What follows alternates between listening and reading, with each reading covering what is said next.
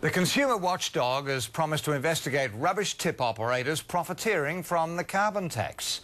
Charities like the Salvos fear the new tax will cost them millions of dollars, but the federal government says that's garbage. Some call this Christmas giving. Tons of rubbish dumped on charities like the Salvos after every public holiday. So none of this can be used? No, it'll just go into the tip. And this is typical? Yes, typical. Absolutely. It costs the Salvos $5 million a year to cut 80% of donations like this to tips around the country. And that's money that could be used by the Salvation Army to help other people. By one estimate, the carbon tax will add almost another $1 million a year to charities' dumping costs. The carbon tax is now a tax on op shops.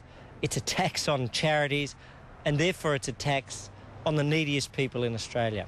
Wrong, says the government. Greg Combay has this warning for landfill operators. If in fact they're talking about putting charges up significantly from the 1st of July because of the carbon price, I think it might be a matter that the ACCC should have a look at. And there's even better news for the Salvos and other charities. The states and territories, except for Victoria at this stage, have either granted landfill levy exemptions or are negotiating waivers. And the Salvos, in fact, endorsed the government's plans to preserve the environment for future generations. We're not actually opposed to the carbon tax. But he says the neediest in our society will need financial help.